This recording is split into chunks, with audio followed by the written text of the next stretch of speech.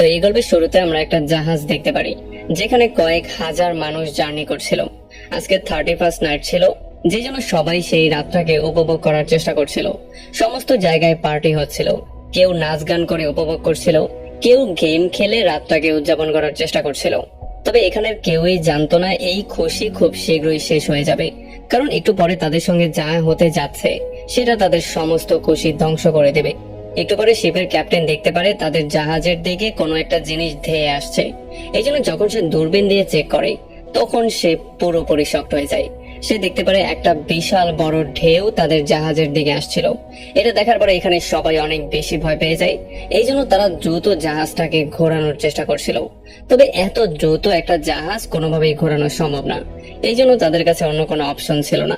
অন্যদিকে সেই ঢেউ আরো দ্রুত গতিতে তাদের দিকে এগিয়ে আসছিল। এগুলো দেখার পরে ক্যাপ্টেন এই জিনিসটা ক্লিয়ারলি বুঝতে পারে যে খুব শীঘ্রই এই ঢেউ এসে তাদের জাহাজের সাথে আশ্রে পড়বে, যেখানে তাদের জাহাজ ধ্বংস হয়ে যেতে পারে। এই জন্য সে দ্রুত অ্যালার্ম বাটনে প্রেস করে ইমার্জেন্সি এই খবরটা সবাইকে জানিয়ে দেয়, মানে সবাইকে সতর্ক করে দেয়। আর যখন সবাই জানতে পারে তাদের জাহাজের দিকে একটা ঢেউ ধেয়ে আসছে আর খুব শীঘ্রই তাদের হয়তো মৃত্যু নিশ্চিত হয়ে যাবে, তখন তারা সবাই এদিক সেদিক দৌড়াদৌড়ি করা শুরু করে। জাহাজের মধ্যে একটা হট্টগোল শুরু হয়ে যায়, কিন্তু কারো কাছেই পালানোর মতো কোনো জায়গা ছিল না। একটু পরে যখন সেই বিশাল ঢেউ এসে জাহাজের উপরে আশ্রে পড়ে, তখন এক পলকের সঙ্গেই অনেকের মৃত্যু হয়ে যায়। জাহাজটা পুরোপুরি উল্টে যায়, মানে জাহাজের উপরের পার্টটা সোজা নিচে চলে যায়, আর নিচের পার্টটা যেখানে সবাই পার্টি করছিল সেটা উপরে চলে আসে। যখন জাহাজটা কাত হয়ে পানির মধ্যে পড়ছিল, তখন অনেক জিনিসপত্র সাইডে পড়া শুরু করেছিল। যেখানে কিছু মানুষ পড়ে সেখানেই তাদের মৃত্যু হয়ে গিয়েছিল। কিছু মানুষের পানির মধ্যে পড়ে মৃত্যু হয়ে গিয়েছিল, আর কিছু মানুষের মৃত্যু হয়েছিল জাহাজের মধ্যে হওয়া একটা বিশাল বড় ব্লাস্টের জন্য। আর যেহেতু শিপের কন্ট্রোল রুমের মধ্যে পানি ঢুকে গিয়েছিল, এই জন্য সেখানে যত অফিসার ছিল তাদের সবার মৃত্যু হয়ে গিয়েছে।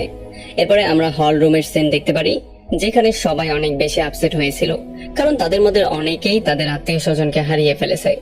তখনই এখানে শিপের একজন অফিসার এসে তাদের সবাইকে শান্ত করে বলে যে আমাদের কাছে একটা ভালো নিউজ আছে আর একটা খারাপ নিউজ আছে। খারাপ নিউজ হচ্ছে এটা যে আমরা এখান থেকে কোনোভাবেই পালাতে পারবো না।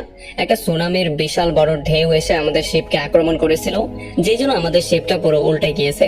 এই জন্য বের হওয়ার রাস্তাটা এখন পানির নিচে আছে, এই জন্য চাইলেও আমরা কেউ পালাতে পারবো না। আর ভালো খবর হচ্ছে এই ঢেউ আমাদের জাহাজের উপরে আক্রমণ করার আগে আমাদের ক্রু মেম্বাররা দ্রুত রেস্কিউ টিমকে খবরটা জানিয়ে দিয়েছিল, যে জন্য এখন হয়তো রেস্কিউ টিম আমাদেরকে সেভ করার জন্য হেলিকপ্টার নিয়ে খুব শীঘ্রই এখানে পৌঁছে যাবে। আর তখন এখানে আমরা ডেলান নামের একটা লোককে দেখতে পারি। আসলে ডেলান আগে ইউএস নেভিতে চাকরি করত। সে যখন এই ব্যাপারগুলো শুনতে পারে, তখন সে স্পষ্টভাবে বুঝতে পারে তারা সমুদ্রের মাঝখানে কোনো একটা জায়গায় আটকা পড়ে গেছে। এখানে রেস্কিউ টিম আসতে অনেক সময় লাগবে, হয়তোবা এখানে তাদের মৃত্যু হতে পারে। এই জন্য সে নিজে থেকেই চিন্তা ভাবনা করে এখান থেকে বের হওয়ার একটা প্ল্যানিং করা শুরু করে। সে গিয়ে জাহাজের ম্যাপটাকে খুব ভালো করে দেখে, তবে অনেক পর্যবেক্ষণ করার পরেও সে এখান থেকে বের হওয়ার কোনো রাস্তা খুঁজে পাচ্ছিল না, কারণ এখান থেকে বের হওয়ার যে মেইন রাস্তাটা ছিল সেটা এখন পানির নিচে তলিয়ে গেছে। তবে ডেলান কোনোভাবেই হার মানতে চাইছিল না, এই জন্য সে এখান থেকে বাঁচার জন্য একটা প্ল্যানিং করে ফেলে। সে প্রথমে একটা ডেড বডির কাছে গিয়ে তার পকেট থেকে যত প্রয়োজনীয় জিনিস ছিল সেগুলো বের করে ফেলে। সেগুলো নিয়ে সে যাওয়ার চেষ্টা করছিল। তবে তখন এখানে ছোট একটা বাচ্চা চলে আসে, আর সে তাকে জিজ্ঞেস করে যে তুমি এখানে কি করছো। তখন ডেলান তাকে বলে যে আমি এখান থেকে বের হয়ে যাওয়ার প্ল্যানিং করছি। তখন এই বাচ্চাটা তাকে বলে যে এখান থেকে বের হওয়ার কোনো রাস্তা নেই, কারণ একটু আগেই শিপের ক্যাপ্টেন এসে আমাদেরকে বলেছে জাহাজটা যেহেতু ঝড়ের কারণে উল্টে গেছে, এই জন্য সমস্ত রাস্তা ব্লক হয়ে গেছে। এখান থেকে বের হওয়ার কোনো রাস্তা খোলা নেই, সো তুমি কিভাবে এখান থেকে বের হয়ে যাবে। তখন ডেলান তাকে বলে যে আমার কাছে এখান থেকে পালানোর একটা রাস্তা আছে, সেই রাস্তাটা বের করার জন্য আমাকে উপরে উঠতে হবে। আর তখনই সেখানে সেই বাচ্চার মা চলে আসে, আর এই বাচ্চাটা তার মাকে বলে দেয় যে ডেলনের কাছে এখান থেকে পালানোর একটা রাস্তা আছে। এই জন্য বাচ্চাটার মা তাকে জিজ্ঞেস করে যে তোমার কাছে কি সত্যি এখান থেকে পালানোর কোনো রাস্তা আছে। তখন ডেলন তাকে হ্যাঁ বলে।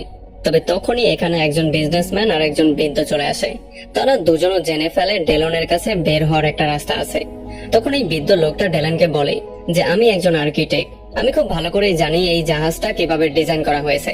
আমার মতে জাহাজটাকে এমন করে ডিজাইন করা হয়নি যে এইটা উল্টে যাওয়ার পরেও পানির উপরে ভেসে থাকবে। আমার মনে হয় জাহাজটা আস্তে আস্তে করে তলিয়ে যাচ্ছে। খুব শীঘ্রই যদি আমরা বেরোতে না পারি, তাহলে আমাদের সবার মৃত্যু হয়ে যাবে। আর তখন সেই বিজনেসম্যান ডেলনকে বলে যে আমিও তোমার সঙ্গে এখান থেকে বেরিয়ে যেতে চাই, সো তুমি আমাকে সঙ্গে করে নিয়ে যাও। তবে ডেলন তাকে সরাসরি না করে দেয় আর সে একাই এখান থেকে বেরিয়ে যাওয়ার প্ল্যানিং করা শুরু করে। তবে সেই বিজনেসম্যান তাকে স্পষ্ট করে বলে যে আমরা সবাই একসাথে এখানে ফেসে গেছি, যদি আমরা সবাই এখান থেকে পালাতে না পারি তাহলে আমাদের সবার মৃত্যু হয়ে যাবে।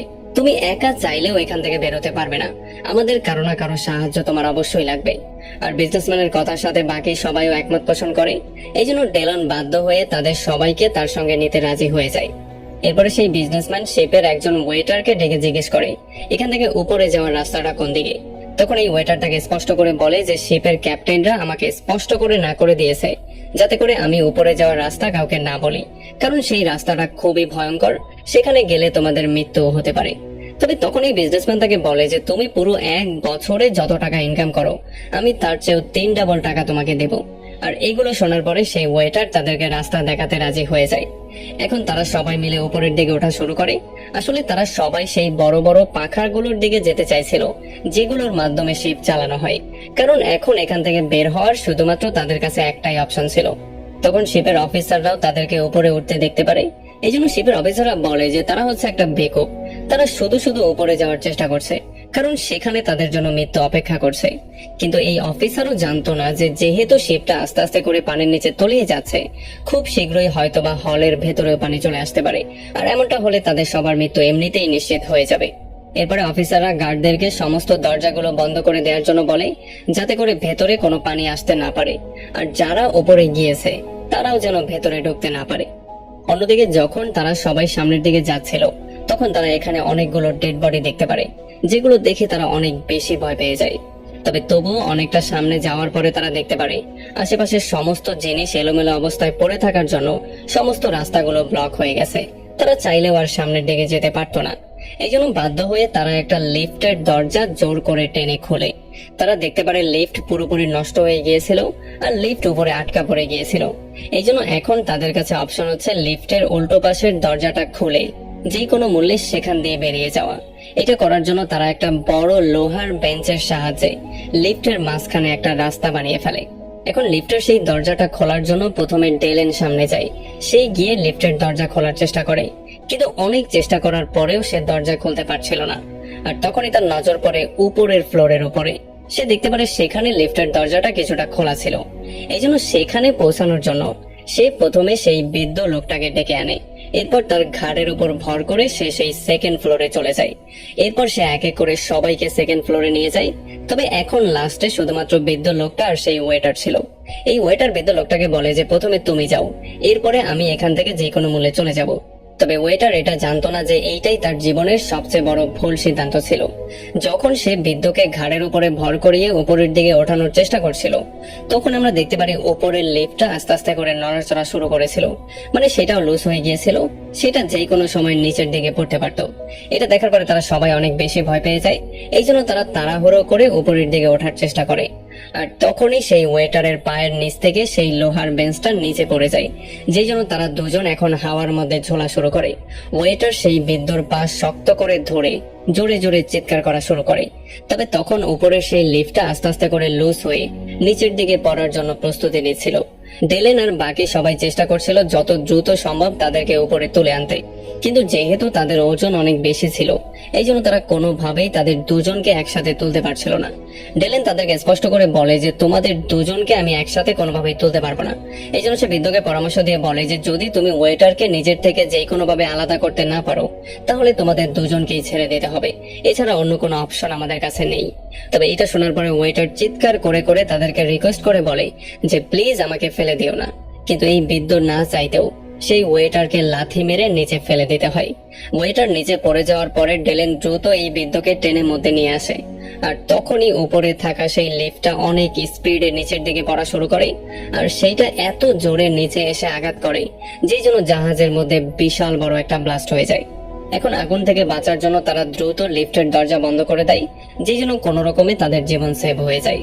অন্যদিকে ক্যাপ্টেন যখন লিফটে এত বড় ভয়ঙ্কর ব্লাস্টের শব্দ শুনতে পারে তখন তার মনে হয় উপরে যারা গিয়েছিল তাদের সবার মৃত্যু হয়ে গেছে, কিন্তু সে এই জিনিসটা জানতো না যে খুব শীঘ্রই মৃত্যু তার কাছেও আসছে। অন্যদিকে ডেলেন আর তার টিম যখন আস্তে আস্তে করে সামনের দিকে এগোনোর চেষ্টা করছিল তখন তারা একটা ডান্স ক্লাবের ভেতরে চলে আসে। এখানে সেই বিজনেসম্যান তার মেয়েকে খুঁজে পায়, যে কিনা ডান্স ক্লাবের মধ্যে আটকা পড়ে গিয়েছিল। তাছাড়া তারা আরো 3 জন মানুষকে এখানে খুঁজে পেয়ে যায়। তাদের এখন টোটাল 9 জনের একটা টিম হয়ে গিয়েছিল। এই জন্য তারা সবাই মিলে সিদ্ধান্ত নেয় যে তাদেরকে যেই কোনো মূল্যে যত দ্রুত সম্ভব জাহাজের সেই পাখার জায়গায় যেতে হবে, যেগুলোর মাধ্যমে জাহাজ চালানো হয়, কারণ সেটা ছাড়া তাদের কাছে এখান থেকে বের হওয়ার অন্য কোনো রাস্তা নেই। তবে যখন তারা আরো একটু সামনে গিয়ে একটা দরজা ওপেন করে, তখন তারা সবাই পুরোপুরি শক্ট হয়ে যায়।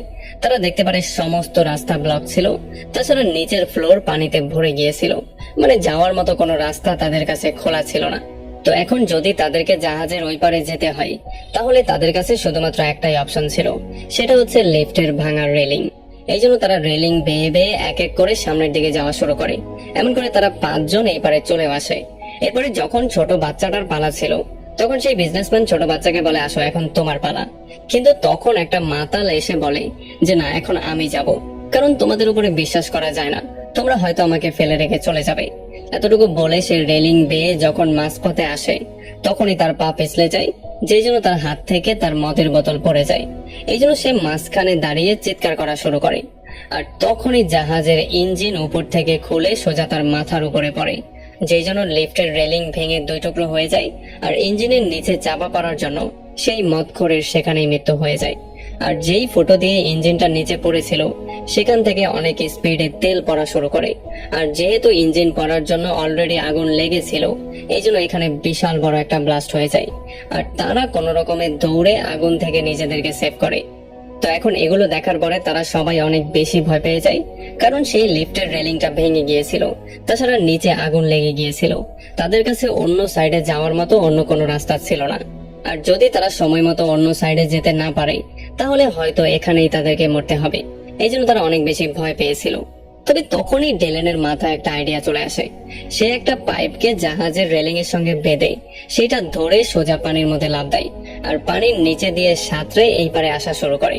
আসলে ডেলেন খুব ভালো করেই জানতো যে আগুন যেহেতু পানির উপরে লেগেছে, এই জন্য পানির ভেতরে লাফ দিলে পানি তাকে টাচ করতে পারবে না। আর এমন করে খুব সহজেই সে এই পারে সাঁতরে চলে আসে, আর এই পারের রেলিং এর সঙ্গে সেই পাইপটাকে বেঁধে ফেলে। এটার মাধ্যমে সে অন্য সাইডের মানুষদের জন্য এই সাইডে আসার একটা রাস্তা বানিয়ে ফেলে। আর এরপরে সেই বিজনেসম্যান সেই ছোট্ট বাচ্চাকে তার ঘাড়ে উঠিয়ে তাকে সঙ্গে করে নিয়ে এই পাইপ দিয়ে এই পারে চলে আসে। অন্যদিকে জাহাজের নিচের ফ্লোরে যারা ছিল, তারা আশেপাশে পানির অনেক শব্দ শুনতে পাচ্ছিল। আসলে যেহেতু চারপাশটা পানিতে ভরে গিয়েছিল, এই জন্য যেই পানিগুলো গ্লাস অনেক কষ্ট করে আটকে রাখছিল, সেই গ্লাসের উপরে পানির প্রেসার অনেক বেশি পড়ার জন্য সেখানে ফাটলের সৃষ্টি হয়েছিল। আর এই ফাটল দেখার পরেই সবাই অনেক বেশি ভয় পেয়ে গিয়েছিল। তারা চিৎকার চেঁচামেচি করা শুরু করেছিল। এগুলো দেখার পরে ফাইনালি সেই ক্যাপ্টেন নিজের ভুলটা বুঝতে পারে।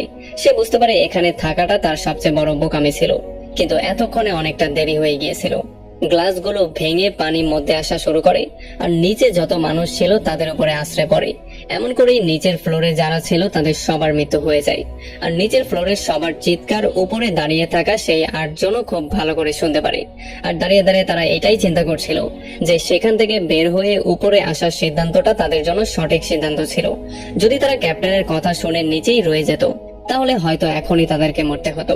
কিন্তু এখন তাদের চিন্তা করারও তেমন কোনো সময় ছিল না, কারণ পানি যেহেতু জাহাজের ভেতরে ঢুকে গিয়েছে, তাই তারা যেখানে আছে সেখানেও খুব দ্রুতই পানি চলে আসবে। এই জন্য তারা খুব দ্রুত সেই রাস্তাটা বের করার চেষ্টা করা শুরু করে, যেখান দিয়ে তারা বের হতে পারবে। তবে এখানে যখন তারা একটা দরজা খোলার চেষ্টা করে, তখন অল্প একটু খোলার সঙ্গে সঙ্গেই তারা দেখতে পারে ভেতরে পানি আসা শুরু করেছে। এই জন্য তারা বুঝতে পারে বাইরে পানির প্রেসার অনেক বেড়ে গিয়েছে, তারা এই রাস্তা দিয়ে বের হতে পারবে না। এই জন্য তারা সবাই অনেক বেশি ভয় পেয়ে যায়, কারণ এখন তাদের কাছে অন্য কোনো রাস্তা ছিল না। তারা চারপাশের রাস্তা খোঁজা শুরু করে। আর তখনই বিজনেসম্যান একটা ভেন্টিলেশনের রাস্তা পেয়ে যায়। যেহেতু তাদের কাছে অন্য কোনো রাস্তা ছিল না, এই জন্য তারা ভেন্টিলেশনের রাস্তা দিয়ে ভেতরের দিকে যাওয়া শুরু করে। ভেন্টিলেশনের রাস্তা দিয়ে কিছুটা সামনে যাওয়ার পরে বিজনেসম্যান উপরের দিকে আলো দেখতে পারে, যেটা দেখার পরে তারা অনেক বেশি হ্যাপি হয়ে যায়, কারণ সেখান দিয়ে তারা বের হতে পারত। কিন্তু এখানেও দুঃসংবাদ ছিল, কারণ ভেন্টিলেশনের পাইপের নিচের দিক থেকে পানি অনেক বেশি প্রেসার দিচ্ছিল, মানে যে কোনো সময় সেখান দিয়েও পানি চলে আসতে পারত। আর এই সরু রাস্তার সবার পেছনে ডেলেন ছিল। এই জন্য ডেলেন সেই বিজনেসম্যানকে বলে, যত দ্রুত সম্ভব সেই আলোর জায়গায় গিয়ে পৌঁছাও, কারণ সেখান থেকে আমাদেরকে বেরোতে হবে। আর এখানে যেহেতু পানি আস্তে আস্তে ভরে যাচ্ছে, এই জন্য এখানে থাকা কোনোভাবেই নিরাপদ হবে না। এরপরে যখন সেই বিজনেসম্যান অনেক কষ্টে সেই আলোর জায়গায় চলে আসে, মানে যেখান থেকে তারা বের হতে পারত, তখন সেখানে সে একটা লোহার জালি পেয়ে যায়। সেই জালিটা খোলার অনেক চেষ্টা করে, তবে কোনোভাবেই এই জালিটা সে খুলতে পারছিল না, কারণ এই জালিটা একটা নাট বল্টুর মাধ্যমে লাগানো ছিল। এই জন্য সে তার হাত বের করে সেই নাট বল্টু খোলার চেষ্টা করছিল, কিন্তু জালির মুখ ছোট হওয়ার কারণে সে কোনোভাবেই তার হাত সেই নাট বল্টু পর্যন্ত নিতে পারছিল না। এই জন্য সে সেই ছোট বাচ্চাটাকে ডাকা শুরু করে। সে বলে যে তুমি উপরে চলে আসো, তোমার হাত যেহেতু ছোট আছে, তুমি হাত বের করে সেটাকে খুলতে পারবে। এই জন্য বাচ্চাটাকে উপরে এনে যখন বাচ্চাটাকে দিয়ে চেষ্টা করানো হয়, তখন বাচ্চার হাত সেই নাট বল্টু পর্যন্ত পৌঁছে গেলেও কোনোভাবে বাচ্চা সেই নাট বল্টু খুলতে পারছিল না, কারণ সেটা অনেক বেশি টাইট ছিল। সেটা খুলতে হলে কোনো লোহার কিছুর দরকার ছিল। এই জন্য বিজনেসম্যান সবাইকে জিজ্ঞেস করা শুরু করে যে তোমাদের কারো কাছে লোহার কিছু আছে কিনা, যেটার মাধ্যমে নাট বল্টু খোলা সম্ভব হতে পারে। তখন একটা মেয়ে তার গলা থেকে ক্রসের চিহ্নটা দিয়ে দেয়। সে বলে যে এইটা দিয়ে চেষ্টা করে দেখতে পারো, হয়তোবা এটা দিয়ে কাজ হতে পারে। আর যখন বাচ্চা এটা দিয়ে ট্রাই করে, তখন নাট বল্টু আস্তে আস্তে করে খুলছিল। কিন্তু এখন পানি আস্তে আস্তে করে তাদের দিকে চলে আসছিল, কারণ পানি নিচে থেকে পাইপ ব্রেক করে এখন উপরের দিকে চলে এসেছিল। এখন যেহেতু ডেলেন সবার নিচে ছিল, এই জন্য পানি এতটা উপরে চলে আসে যে ডেলেনের মাথা ছাড়া তার পুরো বডি পানির মধ্যে তলিয়ে গিয়েছিল। এই জন্য সবাই বাচ্চাটাকে বলছিল দ্রুত নাটবল্টুগুলো খোলার জন্য, কারণ যে কোনো সময় পানি তাদের কাছেও পৌঁছে যেতে পারত। আর যখন ডেলেনের মাথাটাও পানির মধ্যে ডুবে যাচ্ছিল, তখন সেই বাচ্চাটা অনেক কষ্টের পরে ফাইনালি সেই নাটবল্টুগুলো খুলে ফেলে। এই জন্য তারা এক এক করে উপরের দিকে আসা শুরু করে, আর একেবারে শেষ মুহূর্তে ডেলেনের জীবনটা সেভ হয়ে যায়। এখন তারা শিপের সেই পাখাগুলোর খুবই কাছাকাছি ছিল, শুধুমাত্র তাদেরকে 2টা ফ্লোর উপরে উঠতে হতো। এই জন্য তারা আশেপাশের সমস্ত রাস্তাগুলো চেক করা শুরু করে। এখানে তারা একটা দরজা পেয়ে যায়, কিন্তু এই দরজাটা অন্য সাইড থেকে বন্ধ ছিল। এই জন্য কোনো অপশন না পেয়ে তারা ফাইনালি একটা ট্যাঙ্কির ঢাকনা খুলে ফেলে, আর সেই ঢাকনার মাধ্যমে তারা ট্যাঙ্কির উপরে উঠে যায়। তবে এইটার ভেতরে আসার পরে তারা দেখতে পারে এটা জাহাজের স্টেবিলাইজার ছিল, যেটা চারপাশ থেকে পুরোপুরি সিল করা ছিল। এখানে একটা ঢাকনা থাকলেও সেটা অনেক শক্ত করে লাগানো ছিল, মানে এখন তারা এটার মধ্যে পুরোপুরি বন্দী হয়ে গিয়েছিল। তারা চাইলেও সেখান থেকে নিচে নামতে পারতো না, কারণ নিচে ইতিমধ্যে পানি এসে ভরে গিয়েছিল। এখন ডেলেন এই ব্যাপারটা খুব ভালো করে বুঝতে পারে যে এটা হচ্ছে একটা স্টেবিলাইজার ট্যাঙ্ক। এই জন্য সে সবাইকে বুঝিয়ে বলে যে এই ট্যাঙ্কটা বানানো হয়েছে জাহাজকে স্টেবল করার জন্য। যখন এই ট্যাঙ্কটা পানিতে পুরোপুরি ভরে যায়, তখন এই মুখটা নিজে থেকেই খুলে যায়, আর যেই পানিগুলো এখানে বাড়তি জমা হয় সেগুলোকে অন্য একটা ট্যাঙ্কে ছুঁড়ে মারে। এমন করেই জাহাজের সিস্টেম কাজ করে। এখন যদি আমাদেরকে বাঁচতে হয়, তাহলে আমাদেরকে সেই পাইপের সাহায্যে এই পুরো ট্যাঙ্কটা ভরতে হবে। যখন পানি ভরে যাবে, তখন সেই পাইপের মুখটা এমনিতেই খুলে যাবে, আর আমাদেরকে অন্য একটা ট্যাঙ্কে পাঠিয়ে দেওয়া হবে। কিন্তু এটা শোনার পরে সেই বিজনেসম্যানের মেয়ে অনেক বেশি ভয় পেয়ে যায়। সে বলে যদি পানি ভরার পরে এই মুখটা না খোলে আর আমাদের নিঃশ্বাস বন্ধ হয়ে যায়, তাহলে কি হবে? তাহলে তো আমরা সবাই এমনিতেই মারা যাব। তখন ডেলেন তাকে স্পষ্ট করে বলে যে এরপরে কি হবে সেটা আমি জানি না, কিন্তু এখন আমাদের কাছে শুধুমাত্র একটাই অপশন আছে, সেটা হচ্ছে এটাকে পানি দিয়ে ভরে এই পাইপের মুখটা খোলার জন্য অপেক্ষা করা। এখন তারা সবাই মিলে চিন্তা করছিল যে তারা পানি দিয়ে এটা ভরবে নাকি ভরবে না। তখনই বিজনেসম্যান দেখতে পারে নিচে পানি দিয়ে ভরে গিয়েছিল, আর সেখান থেকে পানি অনেক স্পিডে এদিকে আসছিল। এটা দেখার পরে তারা সবাই স্পষ্টভাবে বুঝতে পারে যে যদি তারা এমন করেই চিন্তা করা শুরু করে, তাহলে তারা এমনিতেও পানির মধ্যে ডুবে মারা যাবে। এই জন্য যত দ্রুত সম্ভব তাদেরকে সিদ্ধান্ত নিতে হবে। এই জন্য তারা সিদ্ধান্ত নেয় তারা এই ট্যাঙ্কে পানিতে ভরে পাইপের মুখ খুলে যে কোনো মূল্যে অন্য জায়গায় চলে যাবে। আর যখন বিজনেসম্যান আর ডেলেন মিলে সেই পাইপের মাধ্যমে পানি দিয়ে ভরা শুরু করে, তখন পানি পুরোপুরি ভরে গেলেও সেই পাইপের মুখটা খুলছিল না। এটা দেখার পরে তারা অনেক বেশি ভয় পেয়ে যায়, কারণ তারা মনে করেছিল এখানেই হয়তো তাদের শেষ হয়ে যাবে। কিন্তু তখনই সেই পাইপের মুখটা খুলে যায়, আর তাদেরকে এক পলকের মধ্যেই অন্য একটা ট্যাঙ্কের মধ্যে ট্রান্সফার করে দেয়া হয়। কিন্তু সমস্যা এখনো সমাধান হয়নি, কারণ সেই ট্যাঙ্কের ভেতরে ইতিমধ্যে অনেক পানি জমে গিয়েছিল, আর নতুন পানি আসার জন্য তারা আস্তে আস্তে তলিয়ে যাচ্ছিল। এখন যদি তাদেরকে উপরের ফ্লোরে পৌঁছাতে হয়, তাহলে তাদের কাছে শুধুমাত্র একটাই অপশন আছে, সেটা হচ্ছে পানির মাধ্যমে সাঁতরে যাওয়া। এখন যখন তারা সাঁতরে সেই দিকে যাওয়ার চেষ্টা করছিল, তখন তাদের সবার পেছনে যেই মেয়েটা ছিল, সেই মেয়েটার জামা একটা কাটা তারের সাথে লেগে যায়, যেই জন্য সে এখানে আটকা পড়ে গিয়েছিল। আর যখন মেয়েটা তার জামাটা ছাড়ানোর চেষ্টা করছিল, মানে সে বেশি ফোর্স অ্যাপ্লাই করেছিল, তখন তার মাথায় একটা ধারালো জিনিসের সাথে লেগে গিয়েছিল, যে জন্য তার মাথা দিয়ে অনেক বেশি রক্ত বের হওয়া শুরু হয়েছিল। তবে সৌভাগ্যবশত সেই বৃদ্ধ লোকটা সেই মেয়েটাকে দেখে ফেলেছিল, এই জন্য সে তাকে টেনে সেখান থেকে উপরে নিয়ে আসে। কিন্তু ততক্ষণে অনেকটা দেরি হয়ে গিয়েছিল, এই মেয়েটার মৃত্যু হয়ে গিয়েছিল। এই মেয়েটার মৃত্যু দেখার পরে এখানে সবাই অনেক বেশি আপসেট হয়ে গিয়েছিল। এখন এই মেয়েটার মৃত্যুর পরে তারা 7 জন জীবিত ছিল। এরপরে যখন তারা আরো একটু সামনে আগায়, তখন তারা একটা রুমের মধ্যে অনেকগুলো জিনিসপত্র এলোমেলো অবস্থায় দেখতে পারে, যেগুলো দেখে তারা সেগুলোকে সরানো শুরু করে। আর তখনই তারা অপোজিট সাইড থেকে কারো কথার আওয়াজ শুনতে পারে। এগুলো শুনে তারা অনেক বেশি হ্যাপি হয়ে গিয়েছিল। তাদের মনে হয়েছিল হয়তোবা তাদের জন্য সাহায্য চলে এসেছে, এই জন্য তারাও চিৎকার করা শুরু করে দিয়েছিল আর দ্রুত জিনিসপত্রগুলো সরানো শুরু করেছিল। কিন্তু জিনিসপত্র সরিয়ে তারা দেখতে পারে এই শব্দ একটা টেলিফোন থেকে আসছিল। এইটা দেখার পরে তারা অনেক বেশি আপসেট হয়ে যায়। এরপরে যখন ডেলেন জাহাজের ম্যাপটাকে ভালো করে চেক করে, তখন সে বুঝতে পারে সেই পাখাওয়ালা জায়গার খুব কাছাকাছি তারা আছে। এই জন্য তারা দৌড়ে সেই পাখার দিকে যাওয়া শুরু করে। কিন্তু এখানে আসার পরে তারা পুরোপুরি শক্ত হয়ে যায়। তারা দেখতে পারে পাখার জায়গাটা পানি দিয়ে ভরে গিয়েছিল।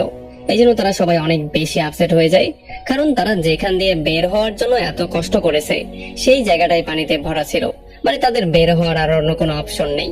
আর যখন ডেলেন এসে এই ব্যাপারটা দেখতে পারে, তখন সে নিজে অনেক বেশি আপসেট হয়ে যায়, কারণ তার কথা মতো যারা তার সঙ্গে এই পর্যন্ত এসেছে তাদেরকে সে বাঁচাতে পারেনি। তবে তখন সেই বিজনেসম্যান ডেলেনকে বলে যে আমরা তোমার কাছে অনেক বেশি কৃতজ্ঞ, তুমি আমাদের জীবন বাঁচানোর জন্য সর্বোচ্চ চেষ্টা করেছো, কিন্তু হয়তোবা আমাদের ভাগ্যটা খারাপ, এই জন্য আমরা এখানে পৌঁছাতে পৌঁছাতে এই জায়গাটা পানিতে ভরে গিয়েছে। এখন যখন তারা এই ব্যাপারগুলো নিয়ে কথাবার্তা বলছিল, তখন এই জাহাজের নিচের পার্টে বিশাল বড় একটা ব্লাস্ট হয়ে যায়, যেই ব্লাস্টের জন্য জাহাজ জোরে জোরে কাঁপা শুরু করে। আর যেই জায়গায় পাখা ছিল, মানে যেখান দিয়ে তাদের বের হওয়ার কথা ছিল, সেই জায়গাটা পানির উপরে চলে আসে। আর অন্য সাইড যেহেতু নিচের দিকে চলে গিয়েছিল, এই জন্য সমস্ত পানি সেই দিকে যাওয়া শুরু করে। এই জন্য তারা সবাই দৌড়ে সেই পাখার জায়গায় চলে আসে।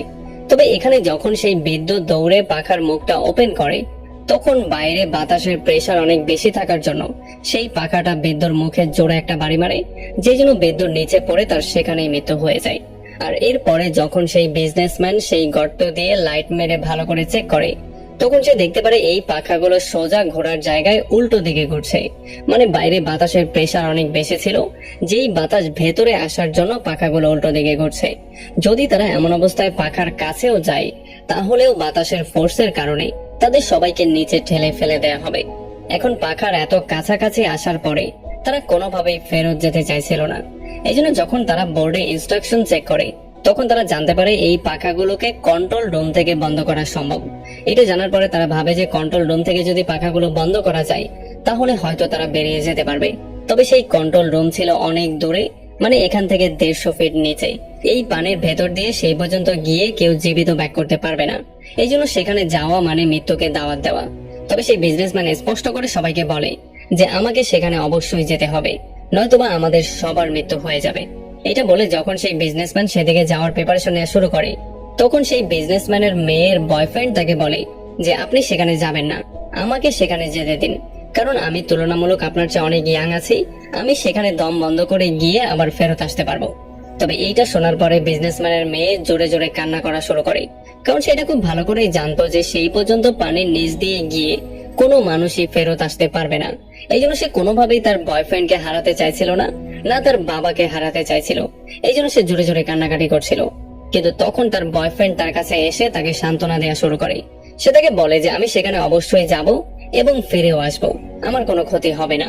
এটা বলে যখন তার বয়ফ্রেন্ড পেছন দিকে তাকায়, তখন সে দেখতে পারে তাদের কাউকে কিছু না বলেই সেই বিজনেসম্যান অনেক আগেই পানির নিচে চলে গিয়েছিল। এটা দেখার পরে তার মেয়ে জোরে জোরে কান্নাকাটি করা শুরু করে। পানির নিচে আমরা বিজনেসম্যানকে দেখতে পারি যে সাঁতরে সেই কন্ট্রোল রুমের দিকে যাচ্ছিল। অন্যদিকে সেই ছোট বাচ্চার মা দেখতে পারে ছোট বাচ্চাটা কোথায় যেন গায়েব হয়ে গিয়েছিল। এই জন্য সে পানির মধ্যে তার বাচ্চাকে খোঁজা শুরু করে। একটা জায়গায় সে তার বাচ্চাকে পেয়ে যায়। সে দেখতে পারে তার বাচ্চা জালির অপোজিট সাইডে আটকা পড়ে গিয়েছিল। যেহেতু দুজনের মাঝখানে একটা জালি ছিল, এই জন্য সে তার বাচ্চাকে সেভ করতে পারেনি। সে উপরে এসে কান্নাকাটি করা শুরু করে। কিন্তু তখনই এখানে ডেলেন চলে আসে। সে জালি ভেঙে তার বাচ্চাকে সেভ করে ফাইনালি তার মায়ের কাছে পৌঁছে দেয়। আর এইটা দেখার পরে তার মা অনেক বেশি হ্যাপি হয়ে যায়। এরপর তারা 3 জন সেখান থেকে বের হয়ে আবারও উপরের দিকে যাওয়া শুরু করে।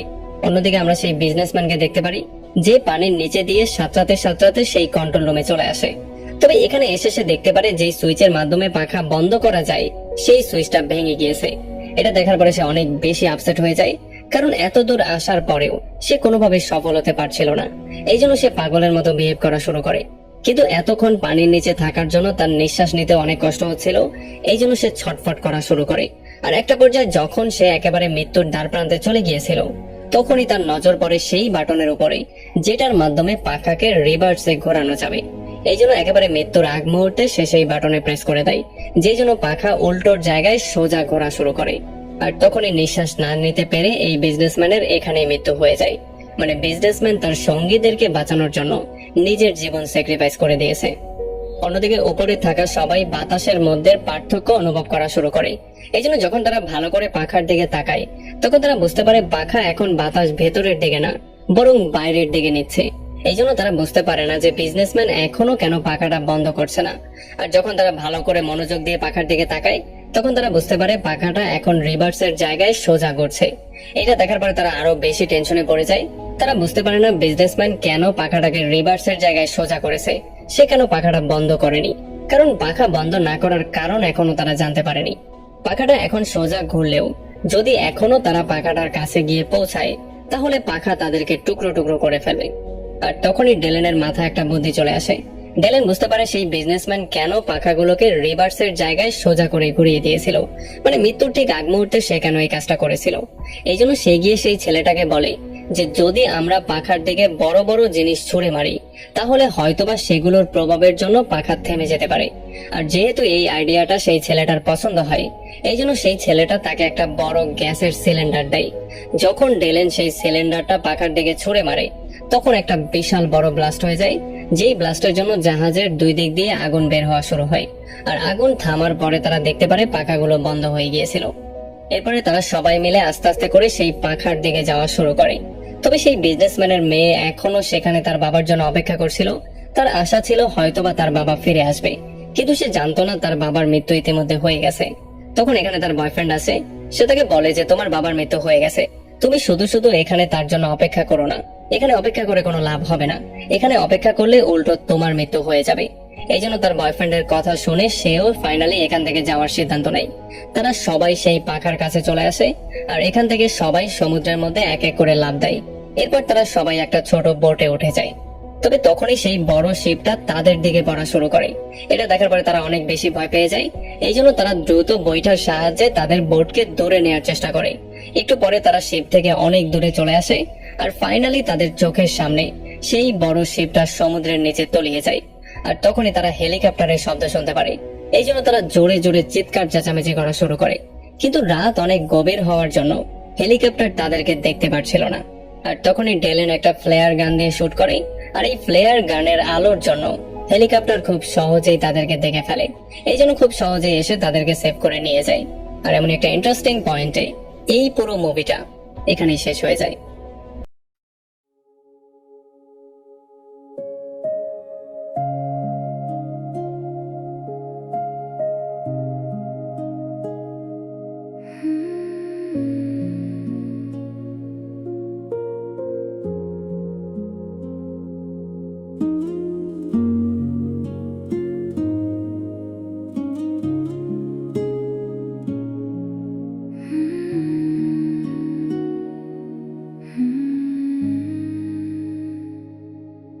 Morning fades beyond the hills, leaving traces soft and still. Clouds are floating, drifting free, like a whispered melody. Every leaf and every tree moves in quiet harmony. Nothing asking, nothing loud, only peace beneath the clouds. In an ocean of silence, I gently flow, where the restless winds no longer blow. Like a feather on the water, I softly glide, with the moon and stars as my guide. In an ocean of silence, calm and deep, where the world slows down and dreams can sleep. Every breath becomes a light shining through in this peaceful ocean blue.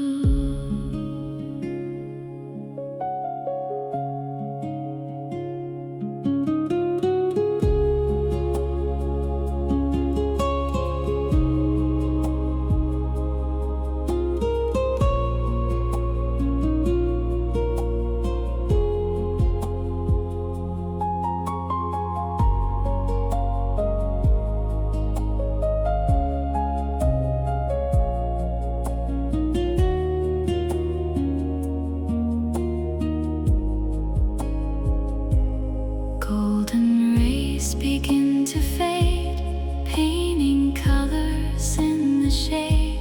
Birds have sung their final song, and the night is coming on. Candles dancing in the dark, tiny flames, a gentle spark, holding moments soft and bright in the arms of endless night. In an ocean of silence, I gently flow, where the restless winds no longer blow. Like a feather on the water, I softly glide, with the moon and stars as my guide. No destination, no race to run, just the earth, the sky, the setting sun. Every heartbeat slows its pace, finding comfort, finding grace. Ocean of silence, carry me across your endless serenity, until the dawn begins anew. I'll rest inside your peaceful blue.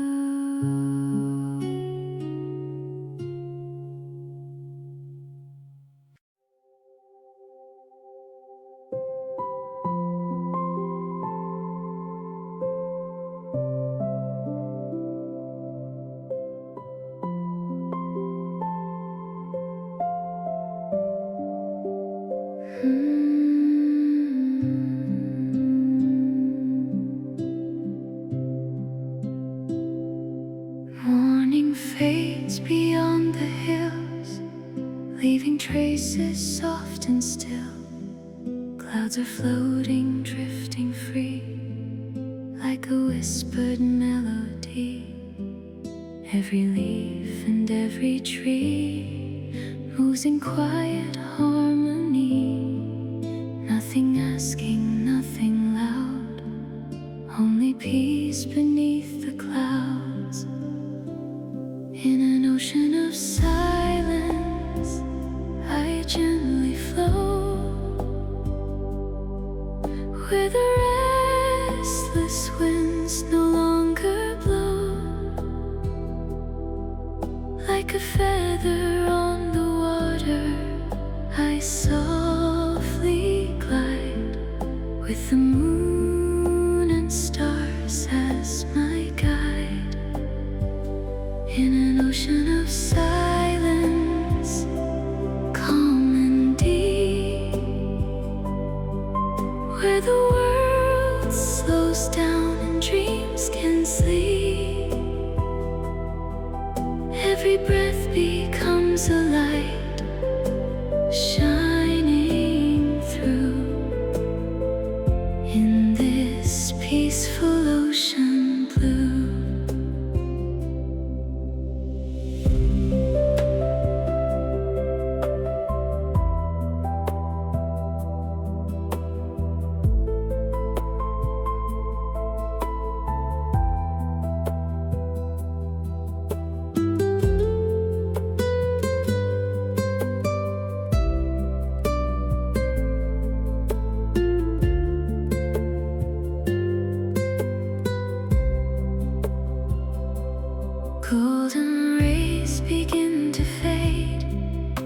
raining colors in the shade. Birds have sung their final song, and the night is coming on. Candles dancing in the dark, tiny flames, a gentle spark, holding moments soft and bright in the arms of endless night. In an ocean of silence, I gently flow, where the restless winds no longer blow. Like a feather on the water, I softly glide, with the moon and stars as my guide. No destination, no race to run, just the earth, the sky, the setting sun. Every heartbeat slows its pace, finding comfort, finding grace. Ocean of silence, carry me across your endless serenity, until the dawn begins anew. I'll rest inside your peaceful blue.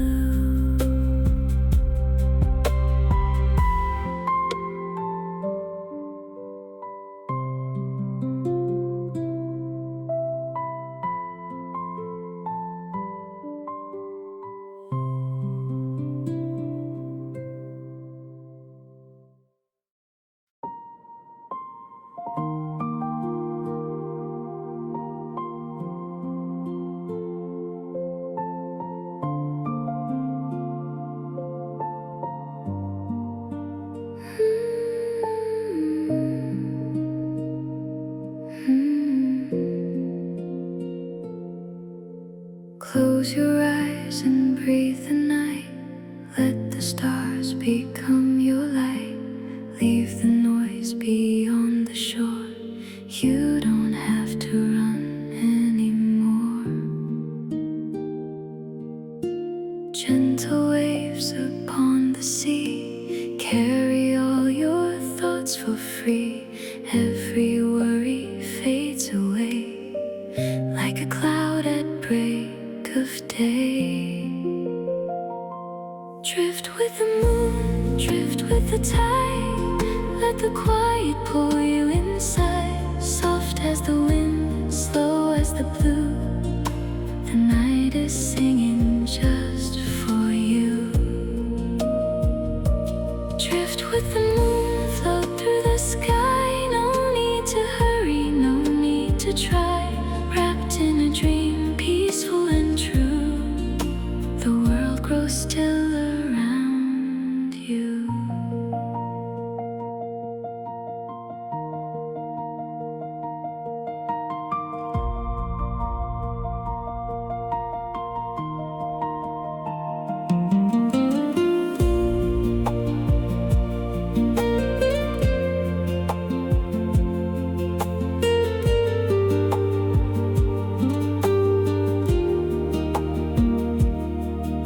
Silver rivers softly glow through the fields where wildflowers grow. Time slows down its hurried pace, leaving only calm and grace. Far away the daylight sleeps, while the midnight garden breathes. Every heartbeat finds its place in the silence of this space. Drift with the moon, drift with the tide. Let the quiet pull you inside. Soft as the wind, slow as the blue. The night is singing just for you.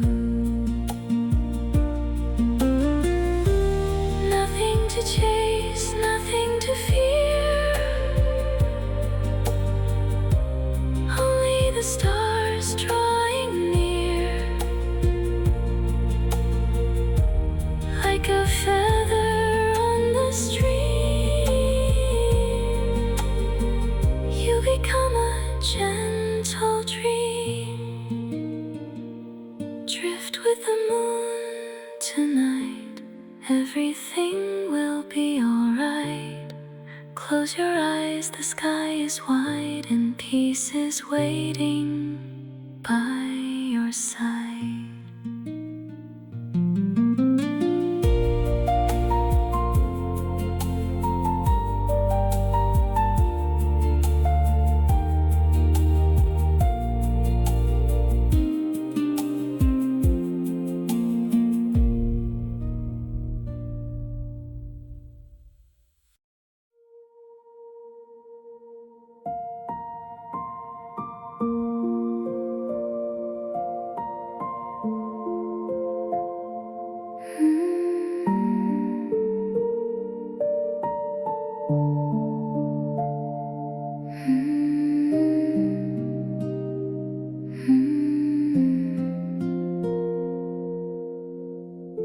Close your eyes and breathe the night.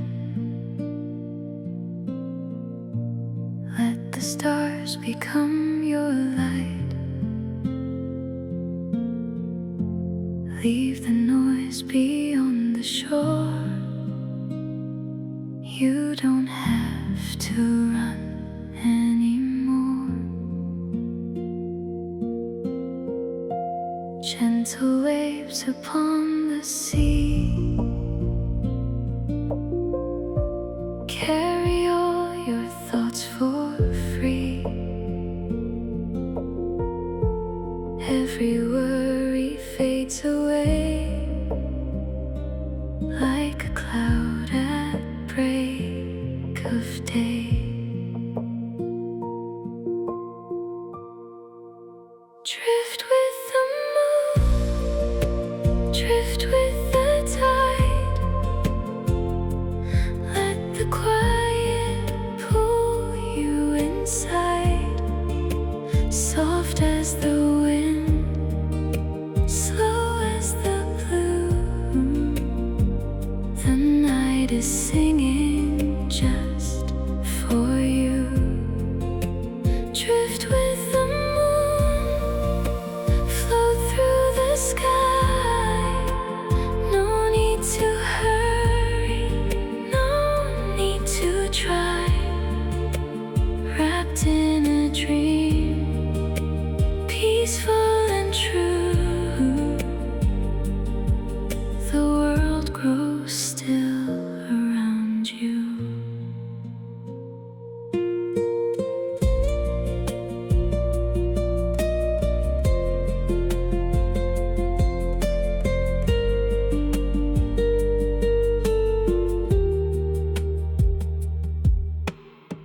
Silver rivers softly glow through the fields where wildflowers grow.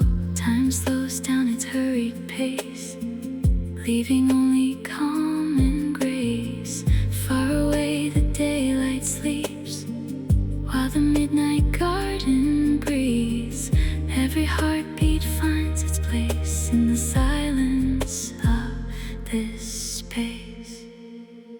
Drift with the moon, drift with the tide. Let the quiet pull you inside. Soft as the wind, slow as the blue. The night is singing just for you.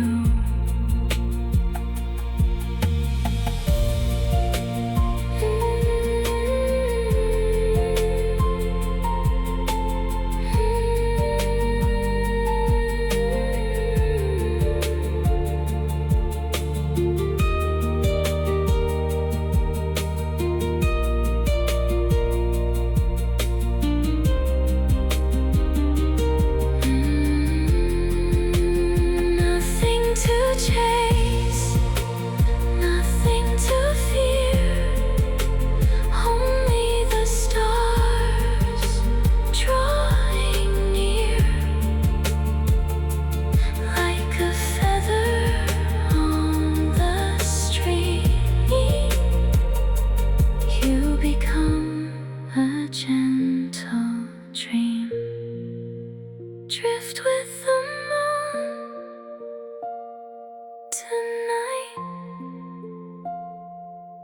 everything will be alright. Close your eyes, the sky is white, and peace is waiting by your side.